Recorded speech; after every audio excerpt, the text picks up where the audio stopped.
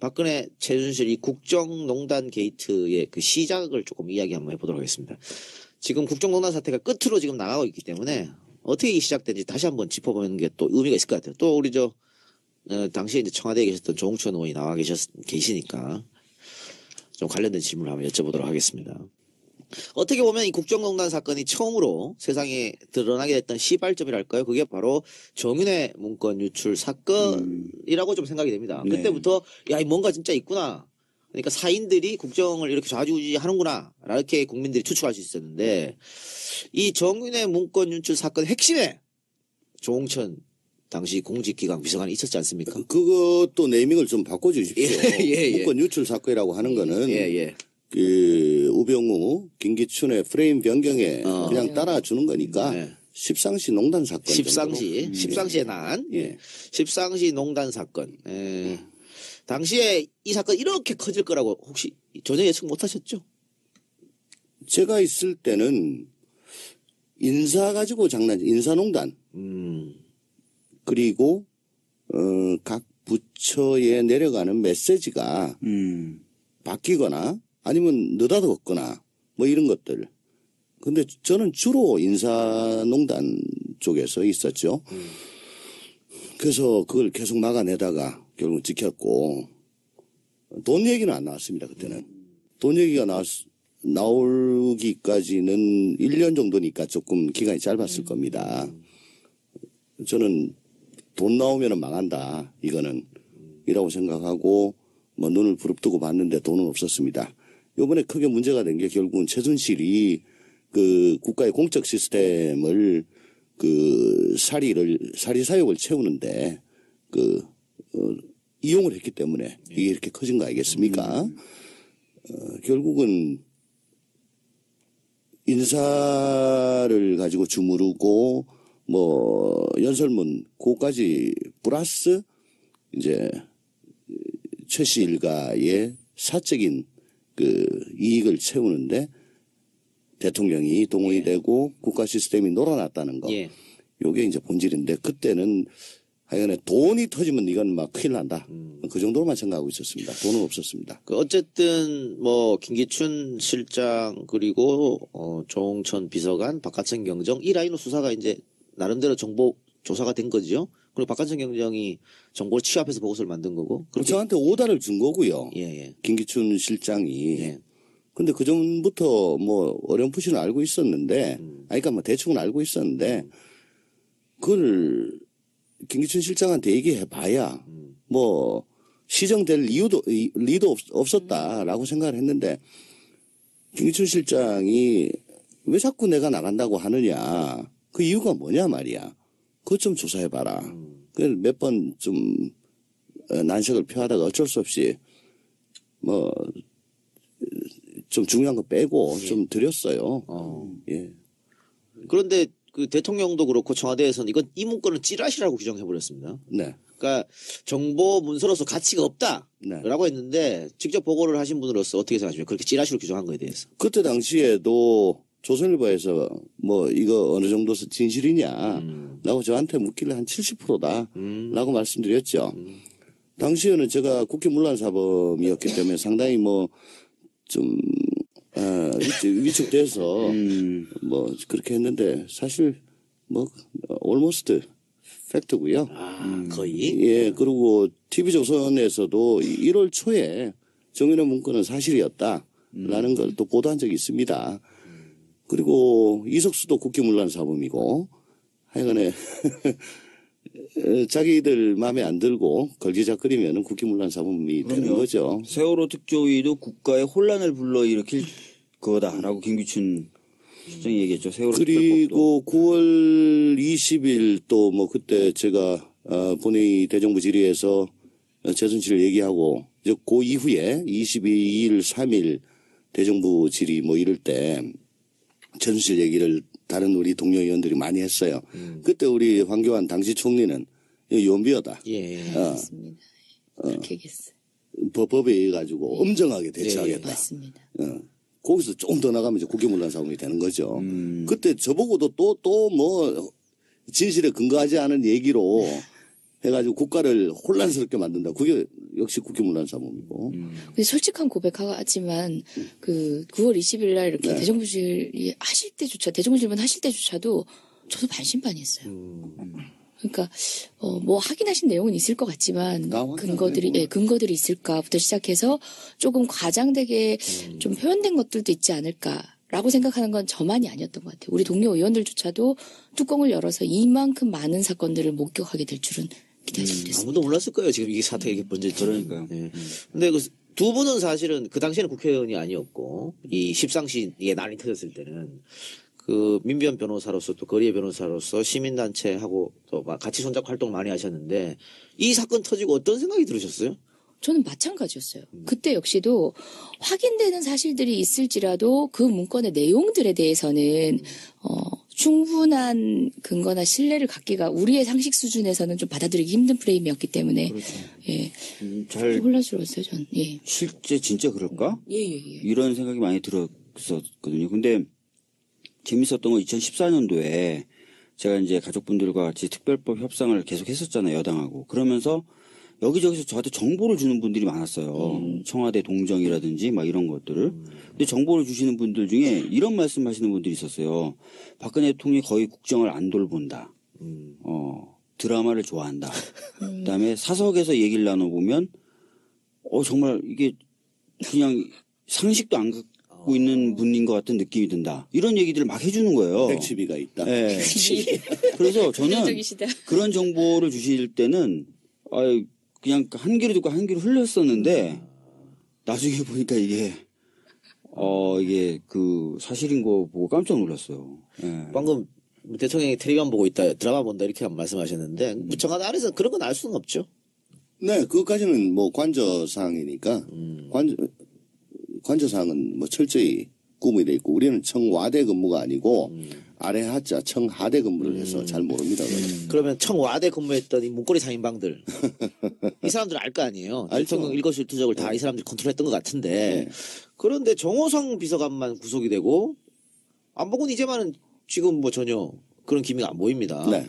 뭐 일각에서는 안봉근이 뭐 특히 경찰 인사에 굉장히 깊게 관여했다는 얘기가 계속 들리고 있고 그건 뭐 제가 직접 싸웠으니까 경찰 인사 가지고 내내 싸웠죠. 여기서 좀 말씀 좀 해주시죠. 아니 계속 얘기했는데. 그래요? 응. 난 못 들었어. 그러면은 이거는 수사해볼 만한 가치가 있을 것 같은데 검찰에서. 아니 구체적으로 사람도 제가 얘기를 좀 해줬고 예. 그리고 지금 박건찬인가요? 예. 경비국장 하다가 지금 경기 남부청 차장으로 간 그분 그 SBS 그 안에 나왔던 걸로 생각이 되는데 그 뭐 무슨 메모가 있잖아요. 인사청탁 메모. 네네. 그게 1월 초에 터졌죠. 그거 2월 28일까지 감찰을 하고 뭐 3월 초에 발표를 하겠다. 어제 사실 경찰청 차장 나왔을 때 그걸 좀 물으려고 그랬는데 이 백색태로 묻는 바람이고 못 물었습니다만은 뭐 그런 거 조사하면 다 나옵니다. 근데 그걸 한 달 반, 2달씩이나 감찰 조사할 이유가 뭔지 딱 보면 이 사람 여기 잘 갔구나, 못 갔구나, 힘썼구나, 물 먹었구나. 이거 다 그냥 보면 알아요. 그럼 이재만 같은 경우에는 안봉근은 이번에 특검에서 참고인으로 조사를 받았는데 이재만은 특검에서 조사 안 받았죠. 이제만 뭐 아예 검찰청에 11월 달에 한번 나오고 그다음부터는 없어졌죠. 그렇죠. 그러니까 우리가 봤을 때는 문고리 3인방이 한 몸뚱이로 제가 계속 합체 로봇이라고 얘기를 하죠. 그런데 정호성만 이렇게 돼서 정호성은 휴대폰 8개인가? 뭐 그것 때문에 빼도 박도 못해서 그렇게 된 거고요.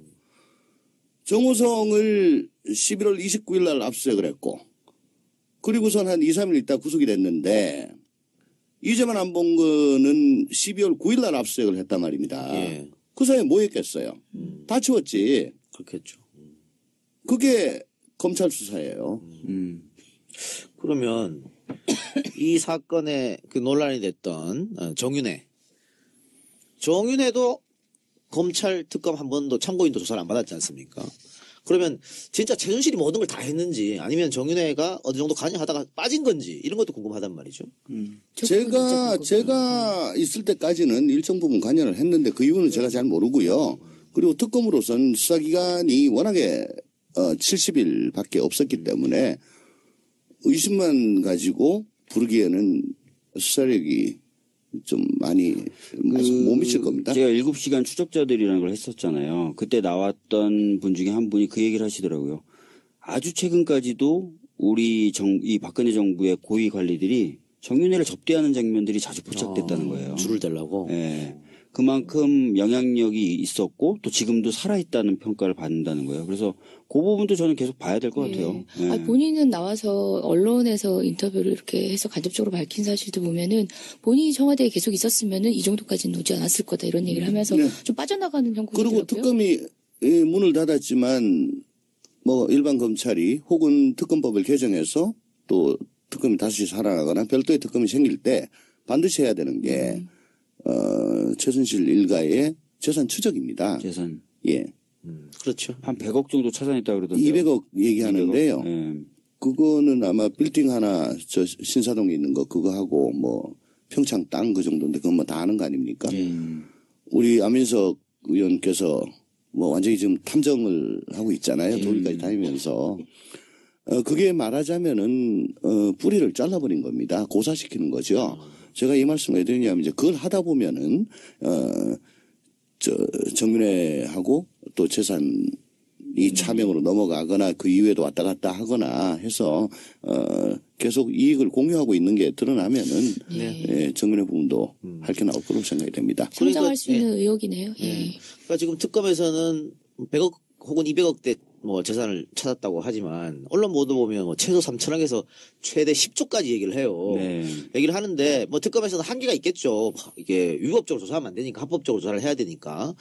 그런데 이제 국민 정서는 이게 부당하게 재산을 이 최순실 일가가 쌓아 올렸으니까 이걸 환수해야 된다라는 주장이 있는데 현재 법 가지고는 이건 불가능하지 않습니까? 그러니까 만약에 환수를 하려면 특별법을 또 만들어야 되는 것이죠. 네. 저 친일 재산 환수 그런 것처럼 것처럼. 만들어서 별개 위원회를 만들고 각 저 기관의 협조를 받아서 집중적으로 파고들면 나옵니다. 예. 당초 저희 전국교회 시작할 때 몇 개 개혁법안들을 추리면서 관련된 법안도 그때 당시에 이제 법안이 발의되진 않았지만 필요하다라고 목록 안에 넣어놨었어요. 그런데 이제 의원님들이 법안을 준비하지 않아서 그때 당시에 아마 법사위에 그 법안을 성안해 보는 것으로 이렇게 위임해서 저희가 준비 중이긴 했는데 그 과정 중에 충분치는 않지만 몇몇 의원님들이 안민석 의원님도 아마 발의하신 것 법안을 같은데요. 냈죠. 아, 예, 법안을 예. 낸 법안들이 있는 상태인데 좀 조절이 좀 내용에 있어서는 저도 지금 하나 뭐, 준비 좀 중에 필요한 있습니다. 것 개, 고양이, 사료, 또 뭐 밑에 그 패드 이런 것까지 삼성에 다 청구한 걸로 봐가지고는 뭐 대단히 세밀하신 분 같고 최순실 일가가 뭐 200억은 아니다. 그렇죠. 예. 자, 사실은 이 최순실 국정농단 사건은 내부 고발자들의 고발이 없었으면 이렇게까지 안 왔을 것 같습니다. 네. 물론 그 내부 고발자들이 뭐 최순실의 공범이냐 종범이냐 이런 걸 좀 떠나가지고요. 예, 내부 고발자의 폭로부터 시작됐는데 일각에서는 대한민국 내부 고발자를 보호하는 법률이 너무 약하다. 그래서 약하죠. 내부 고발자가 안 나온다. 내부 고발하면 왕따 당하고 뭐 쫓겨나고 뭐 이러니까 이런 거에 대해서는 우리 특히 야당에서 법을 좀 보완하거나 새로운 법을 내도 좋을 것 같은데 어떻게 생각하세요? 지금 현재 실질적으로 뭐 법이 없는 건 아니지만 그러니까 법에 의해서 보장될 수 있는 것들이 실질적이지 않다 보니까 당장 휘슬러가 된다. 휘슬러라고 표현을 하잖아요. 내부 고발자를. 휘슬러가. 예. 그러니까 그렇게 스스로 어떤 걸 알고 있다고 하더라도 폭로 이후에 본인이 감당해야 되는 그러니까 자기 인생에서 감당해야 되는 것들을 사회가 보장해 주지 그렇죠. 못하면 예, 묻힌 수밖에 없죠. 비단 이 사건뿐만 아니라 이 사건에서 뭐 폭로하신 분, 폭로라고 하면은 너무 자극적으로 들리니까요. 이렇게 고발을 해주신 분들도 벌써부터 어떻게 보면 신변의 위협 그리고 남은 삶 어떻게 보면 세중의 관심들이 흩어졌을 때 그분들에게 닥칠 여러 가지 불이익들이 더 염려되는 것도 사실이거든요. 그러니까 군대에서 내부 고발하면 이등병으로 강등돼서 불명예 제대 시켜버리고 공무원이 내부 고발하면 쫓겨나고 네네. 이런 건 최소한 막아줘야 되지 않겠나 싶어서 법적으로. 예. 그러니까 이분으로 인해 가지고 우리가 모르고 지나치고 또 우리의 혈세가 낭비가 되고 우리의 공적 시스템이 망가질 거를 이분으로 인해서 정지시켰다, 막았다, 회복시켰다. 우리 고마워해야 되잖아요. 저보고도 뭐 최근까지도 그럽니다. 더 폭로할 거 없어요? 폭로하시죠? 뭘 폭로합니까? 제가 굉장히 관음증 같아요. 예. 폭로적 관점에서만 접근하시는 분들은 들여다보고 예. 싶어 한다고. 그러고선 그러면 그렇지. 자기의 지적 호기심 혹은 자기의 게스가 맞았다. 뭐 이런 거 정도로만 끝나요. 이게 얼마나 참 가치 있는 일인지 그건 제대로 평가를 안 해준다고. 그건 우리 정부가 좀 반성을 하고 예. 또 인식의 변화를 이끌기 위해서는 우리 박정희 의원님이 법안을 하나 좀 만들어 주셨으면 좋겠네요. 저희 당 늘 법 급히 필요할 때는 박주민 의원님만으로 아니, 뭐 이런 아이디어들은 있더라고. 이번에 최순실의 재산을 환수하면은 그걸로 그냥 어떻게 막 이렇게 저렇게 쓰지 말고 독립된 기금으로 만들어서 거기서 특별히 내부 고발자들을 네. 보호하는 식으로 예. 쓰면 어떠냐는 아이디어를 많이 주시더라고요, 시민분들이. 그리고 지금 수사 안 된 것들 중에 사실은 각 부처에 보면 연공 서열을 벗어나 가지고 갑자기 출세하고 혹은 또 갑자기 찌그러지고 그 인사 체계가 많이 무너져 있습니다. 지금 각 부처에. 그게 뭐냐? 줄을 잘 잡았냐 못 잡았냐 예. 이거거든요. 그거 저 사람 누구 백으로 저 자리 갔어요. 근데 그 자리가 되게 높은 자리고 중요한 자리야. 그러니까 밑에서 그 얘기하면은 그 얘기한 사람 그 부처에서는 죽어요. 얘기를 못 합니다. 그걸 내부에서 얘기를 해주면 소위 말하는 우병우 최순실 라인들 그거 금방 다 밝힐 수 있거든요. 그리고 그 사람들은 정말 자기의 일신의 안위 이걸 우선하는 사람들로서 저 공무원으로서는 자격이 없다고 저는 생각을 합니다. 속아내야 됩니다. 특검이 이것까지 하기에는 지금 힘이 딸려서 끝났는데 내부 고발자를 보호를 해줘야 될 이유가 또 있는 거죠. 예, 뭐 이 사건과 조금 떨어져 있긴 하지만 최경환 그 친박계 예. 거물인 최경환 의원이 뭐 수사 지금 받게 돼 소환을 받았잖아요. 중소기업진흥공단 그 부정 청탁 사건 때문에 모레 나가죠. 3월 3일 날. 예. 그 사건에 있어서 실질적인 또 역할을 하신 그렇게 고발을 하신 분은 그분만 정점으로 그러니까 본인이 주범으로 해서 지금 재판을 거의 이제 막바지 이르고 있는데 재판을 받고 계세요. 그분의 경우를 보니까 제가 그 사건 변호인을 하다가 국회로 들어와서 지금 다른 동료 변호사님께서 진행을 하고 계신데 부당 정보에 대해서 뭐 시정 조치를 요구하고 등등 법에 의해서 뭐 몇몇 가지 보호를 받을 수 있는데 뭐 신청을 하더라도 요건이 너무 엄격해서 그분은 부당 전보 당하고 대기 발령 당하고 실질적으로 본인이 평생 못 나오는 직장에서 떠나야 하는 지경까지 이르렀는데도 불구하고 요건이 너무 엄격해서 해당 사항이 없더라고요. 그러니까 지금 문재인 캠프에 가 계시죠. 장진수 주무관. 네. 장진수 주무관 같은 경우에는 그 국무총리실에서 불법 사찰을 폭로했다가 어쨌든 뭐 증거인멸 이런 걸로 집행유예를 선고받았거든요. 그러니까 네. 공직에서 쫓겨나고 실형받고 아무것도 못합니다. 그래서 그때 성남시에서 이제 이재명 시장이 네. 조금 특별 채용식으로 이제 공무원으로 채용하려고 했었는데 그 집행유예가 있기 때문에 안 되는 거예요. 그게. 공명 결격 사유다 보니까. 결격 사유니까. 장하나 의원도 의원실에 이제 보좌관으로 네. 채용하려고 했는데 안 되죠. 네. 그래서 계속 그냥 아무것도 못하고 있었는데 이번에 어떻게 어떤 문재인 캠프로 들어가서 정말 사행스럽다 생각하는데 그런 분들을 보호하기 위해서라도 어떤 그 지금에 있는 법을 좀 보완하는 게 예. 필요할 것 같습니다. 자, 그리고 이번 사건 내부 고발자를 폭로로 시작됐고 또 언론에서 보도를 안 해줬으면 또 이게 크게 안 됐습니다. 그러니까 조선일보, 한겨레 또 JTBC까지 뭐 이렇게 했었는데 그러면 그렇기 때문에 언론이 굉장히 중요한 역할을 해줘야 되는 겁니다. 맞습니다. 그런데 뭐 박근혜 정부, MB 정부 언론이 망가졌다는 얘기를 많이 들었지 않습니까? 특히 이번에 MBC가 또 김장겸 사장을 어처구니없게 또 임명했어요. 네. KBS 고대영 사장 임기 아직 많이 남았습니다. 이렇게 되면 정권이 교체돼도 MBC, KBS는 바뀔 것 같지 않은데 네. 어떻게 생각하십니까? 실제로 그렇겠죠. 사실은 그러려고 김 사장을 안 친 거잖아요. 알바끼식으로. 무리하게, 예. 경력직도 채용하고. 아우 난 김 사장 무서워. 나 고소인이야. 그래서 김 사장님 존경해요. 근데 지난번 MB 정권 들어서서 그때 KBS 정현주 사장 임기가 많이 남았었는데 거의 뭐 강제로 쫓아내다시피 한 거 네, 아니겠습니까? 맞습니다. 어떻게 해? 우리도 그래야 되는 거 아니에요? 결국은 법 그러긴 개정을 어렵겠죠. 해야 되는데요. 네. 그 미방위에서 지금 난리 났죠. 자유한국당 그 뭐 간사 위원장. 예. 간사가 또 거기 또 딱. 위원장 아닌가요? 예. 아, 신상진. 신상진 뭐 그리고 예, 간사. 신상진 위원장. 간사도 문제. 당연히 박대출도 다- 문제고 박대출도 신상진도 박대출 문제고. 간사는 예. 요즘 태극기 들고 집회 나가던데. 진주 기반의 박대출께서 예.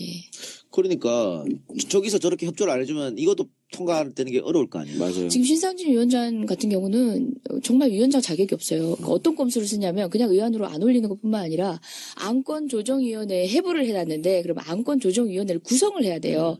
그러면 또 이제 절차대로 이제 가는 프로세스가 있거든요. 근데 구성 자체를 안 하는 거예요. 어쨌거나 구성 동물국회 자체를. 막으려고 국회법을 거의 예. 뭐 저 합의를 전제로 아름답게 이렇게 쫙 진행하는 이름도 것처럼 멋지잖아요. 만들어 선진화법. 놨는데 네.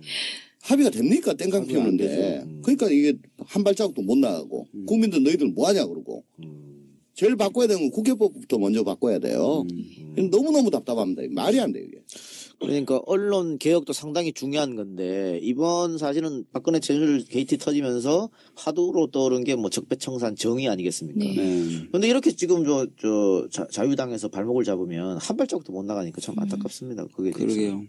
그런데 미디어법 관련돼서는 본인들도 정권이 바뀌면 이렇게 지금의 제도면은 자기들도 불리할 텐데 왜 저걸 저렇게 고집할지 모르겠어요. 그러니까요. 저희는 저도 이제 공정언론 특위에 있었는데 그래서 법안을 마련하면서 이 법안 같은 경우는 사실 우리가 양보하면서라도 만들려고 하는 거다. 예. 지금과 같은 공영방송 사장 임명을 위한 어떤 제도는 집권당에 유리한 거잖아요. 그렇죠. 그러니까 우리 스스로 포기하는 요 법에 대해서는 동의를 할 거다. 새누리당 당시 새누리당은 동의를 할 거다라고 했는데 그것마저도 아주 희한하지. 불사발대를 하더라고요. 왜냐하면 이런 얘기를 한다 그러더라고요.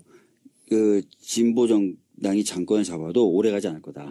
곧 다시 우리가 잡을 건데 피곤하다. 생각까지 하셨고. 예, 그런 식의 얘기를 한다고 저는 들었어요. 예. 그 얼마나 만만하게 보였으면 그래. 네. 나도 사실 뭐 이 당 들어오기 전에는 만만하게 봤습니다. 예. 그러니까 이번 정권 개최에서 5년 집권하는 게 중요한 게 아닙니다. 5년, 10년, 15년, 20년 하는 게 정말 중요한 거겠죠.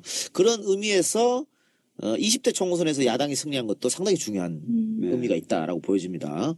이 세 분도 이제 20대 총선으로 들어오셨으니까 4년 뒤에도 좋은 결과 있길 바랍니다. 아니 한 분은 널널하게 이게 들어왔고 한 분은 비례고 나는 249.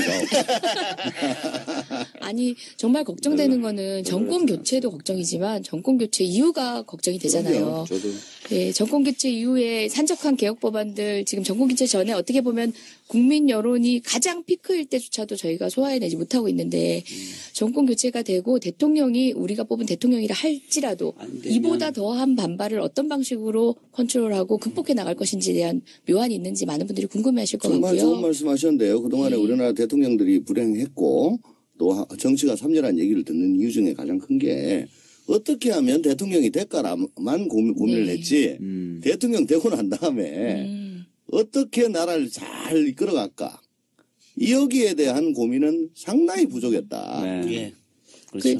뭐 사실 이게 다른 방송 그냥 EJ였거나 이제 다른 방송이었더라면은 이렇게 얘기하고 끝내면 되는데 저희가 또 아무리 초선 의원이고 뭐 3명밖에 안 되지만 저희가 또 책임 있는 사람들이잖아요. 네. 그러니까 저희는 정말 준비를 해야 될 것 같아요. 정권 개최 이후에 개혁 법안을 실현하기 위해서 개혁안들을 실현하기 위한 정말 여당 안에 야당으로라도 동력을 발휘를 해야 되고 우선 1년 뒤에 바로 지방선거 있습니다. 그렇죠. 그때는 지방선거는 반드시 대통령에 대한 평가선거가 되는데 1년 안에 이 적폐를 어떻게 조금이라도 거둘 수 있습니까? 절대 불가능해요. 근데 그거는 적폐를 청산한다는 건 되게 정부 여당 쪽에 불리한 쪽으로 법을 만들어야 법을 만들어야 되는데 되죠. 우리가 대선에 승리했다 칩시다. 네. 이제 그런 쪽으로 법안 만들면 우리 당 지지자들이 저거 해당 행위자다. 그럴 수도 있죠. 해당 행위 1회, 2회, 3회 해가지고 문자 폭탄 때리고 뭐 뻔합니다. 근데 그거 이겨내야 되는데 난 이겨내고 싶어요. 아니 그것뿐만 아니라 그 얼마 전에 김상조 교수하고 좀 같이 이걸 진행을 했는데 그 재벌 개혁에 관련돼서 그러니까 노무현 대통령, 김대중 대통령뿐만 아니라 이제 박근혜 대통령도 사실 재벌 개혁, 경제 민주화 이런 그 정책들을 내걸었잖아요. 근데 길게 가지 못했다는 거예요. 특히 노무현 대통령 때도 비판이 계속 들어오고 정권의 지지 기반이 약해지니까 어떻게든 평균적인 성과라도 내려고 재벌개혁에서 후퇴하고 박근혜 대통령도 한 6개월 지나고 나서부터 경제민주화 얘기 싹 들어가서 한 번도 쓴 적이 없다는 누가요? 거예요. 박근혜 대통령. 처음부터 안 썼어. 무슨 6개월 지나. 6개월에 3개월 처음부터 안 썼어. 처음부터 안 썼나? 예. 하여튼 2월 25일 이후에 한 번도 안 썼어. 하여튼 대선 대일 때까지 많이 썼잖아요. 근데 김성조 교수 얘기는 우리나라가 지금 경제 상황이 굉장히 안 좋다는 거예요. 그렇죠. 그리고 이걸 극복하려면 항상 우리나라는 신기하게도 세계적인 어떤 새로운 모멘텀이 생겨가지고 극복을 했었는데 그것도 당장 안 보인다는 거예요. 그래서 경제적으로는 굉장히 어려울 것이다. 근데 광장의 열기는 87년만큼 높다. 그래서 뭔가 개혁적인 걸 해야 되는데 경제나 이런 상황 계속 안 좋아지고 또 보수나 재벌들이 또 물어뜯기 시작할 거고 열망은 못 채우고 해서 이 실망하고 그래서 초기에 대혼란, 그렇죠. 대어려움 이런 거에 처할 거라는 거예요. 그러니까 방금 말씀하신 것처럼 기득권층의 저항 그리고 개혁에 많은 걸림돌들이 분명히 있을 거고 또 경제 문제, 외교 문제 네. 이런 거 다 하려고 그러면 시간도 부족한데 과연 어느 정도의 성과를 낼 것인가 짧은 기간에 그렇게 되면은 1년 뒤에 지방선거, 3년 뒤에 총선에서 또 와르르 무너질 수도 있거든요. 그렇죠. 그런 걱정이 없잖아요. 아니, 그러니까 본전을 갖다 확실하게 그냥 있는 대로 다 까고. 저 그 얘기하려고 했었어요. 있는 대로 다 까고. 중요한 거예요. 지금 우리 현 시점 이렇다. 그렇죠. 장밋빛을 얘기하면 안 돼요. 예. 예. 냉정하게 얘기해야 되는 겁니다. 그러니까 김성조 교수가 그 얘기였어요. 네. 장밋빛 공약 안 되고 다 까서 보여주고 그렇죠. 그래서 국민들과 함께 인내하고 또 인내심을 내달라고 얘기하는 그런 리더십을 발휘할 수 있어야 돼요. 그러니까 동의를 구하고 네. 대합의 대타협을 이뤄내야 될 경우가 많을 겁니다. 예. 정말 안 좋은 바닥에서 지금 정권을 시작하는 겁니다. 네. 예. 자, 그리고 이제 헌재가 만열을 있으면은 탄핵을 선고할 텐데 인용으로 나올 것처럼 보입니다만 사실 6대 2냐 8대 0이냐 이것도 상당히 중요할 것 같아요. 그러니까 8대 0으로 나와야지만 반발, 뭐 저항 이런 게 좀 덜 할 것 같은데 세 분은 어떻게 예측하십니까? 저는 8대 0이요. 8대 0. 예. 전 뭐 일관되게 8대 0 얘기했습니다. 8대0입니다. 그래 보수주의 그 재판관들도 흔들리지 않을 거라고 보십니까? 지금 탄핵이 예. 형사재판이 아니고 파면 예. 여부를 가린 거잖아요. 지금 그 사유가 헌법 위반 사유가 몇 개가 있고 형법 위반 사유가 몇 개가 있죠. 극단적으로 얘기해서 그 중에 하나만 딱 해당이 되고 나머지는 다 아니라고 칩시다. 근데 그 해당되는 하나가 이거는 그 직을 수행하기에는 너무나 중대한 하자다. 사유 하나하나가 다 너무나 중대한 하자잖아요. 그러니까 다 인정 안 되고 하나만 인정돼요. 근데 그것만 가지고도 이건 도저히 안 돼. 파면은 되죠. 그러니까 그건 하면 돼요. 그래서 8대 0. 예. 그 중에 하나만 걸리면 돼. 기각을 할 거면 그 13가지를 다 이유 없다고 그렇죠. 논리적으로 써야 되는데 어렵다는 거죠. 그러니까 형법 같으면 형사 같으면 나머지는 다 무죄 하고 요거 근데 네. 이렇게 가는데 요거는 하나만 걸리면 돼. 그 농담으로 형사소송에서 무죄율이 적은 이유는 판사가 판결문 쓰기 싫어서 그런 일들이 기대합니다. 아니에요. 옛날엔 또 저 살인죄로 기소하면서 향토 예비임금 설치법 위반을 같이 기소했어요. 그래가지고 살인은 무죄되고 향금법은 왜 저 이사하고 2주 내에 신고 안 하면 그 벌금 50만 원 내는 거 있잖아. 예. 그거 일부 무죄야. 그러면 무죄로 안 잡혀.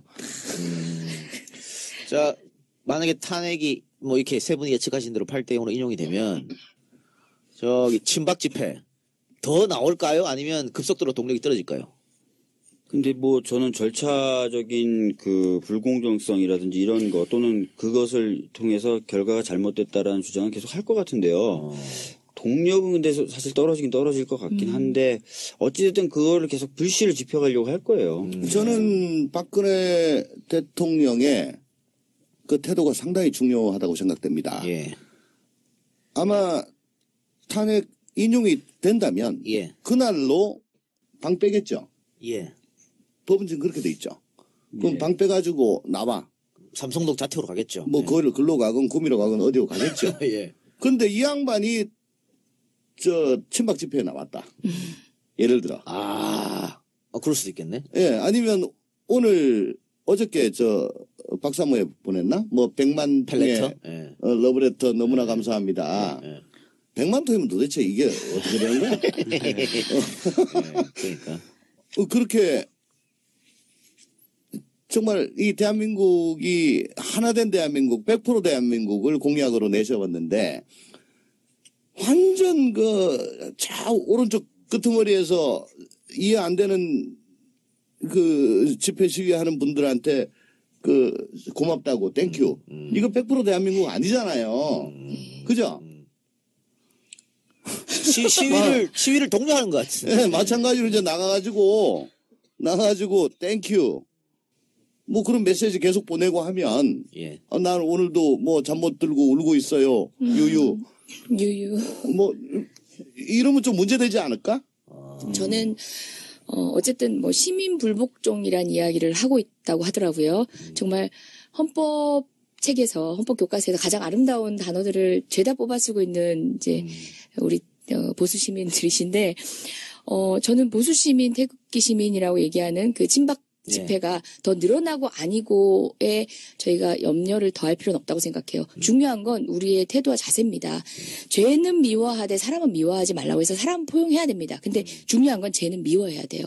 그래서 분명히 타협해야 될 것과 우리가 또 다른 어설픈 타협을 통해서 청산하지 못한 적폐가 돼서 10년 후에 20년 후에 다시 또 박근혜를 소환하거나 최순실을 소환하게 돼서는 안 된다고 생각합니다. 그거는 결코 소위 그런 얘기 하잖아요. 뭐 피해 복수를 할 거냐 뭐 이런 섬찟한 얘기도 하는데 복수의 문제가 아니라 우리 사회가 한 발 더 앞으로 나가게 하기 위해서 결연하게 유지해야 되는 어떤 원칙적인 부분들을 좀 되새길 필요가 있다고 그리고 생각해요. 한 말씀만 더 드리면요. 친박 집회에 나오는 사람들이 헌법수호라는 팻말을 들고 나온다고. 그리고 헌법수호하기 위해 가지고 탄핵은 기각돼야 된다. 그게 무슨 말입니까? 예. 아니 헌법을 어겨가지고 지금 탄핵을 받고 있는데 탄핵 심판을 받고 있는데 그 사람을 옹호하는 게 헌법을 수호하는 거래. 이게 같은 헌법을 두고 말이 안 되잖아요. 근데 이걸 부추긴 사람들이 대통령 측 대리인들이에요. 그렇죠. 이거는 정말 법치주의를 뒤흔드는 근간을 뒤흔드는 아주 이건 변호사로서는 있을 수 없는 일입니다. 그런 의미에서 아까 그 징계를 뭐 심각하게 고려를 하는 거고요. 법치를 뒤흔드는 일이에요. 변호사가 법리를 가지고 이야기해야 되는데 정치적 목적을 가지고 이야기를 했으니까. 네, 그리고 아까 우리 저 박주민 의원이 개혁입법 뭐 계속 이야기하셨습니다만 어쨌든 이게 입법이 되려면은 법사위라는 장애물을 뛰어넘어야 되잖아요. 네. 근데 지금 법사위원장이 바른정당의 권성동 위원장이고 자유당에서는 또 그 유명한 김진태가 간사죠? 네. 그러니까 어제도 뭐 한바탕 했다면서요. 시끄럽게 네. 박범계 의원하고. 아니, 뭐 저 서로 좀 격앙됐고 예.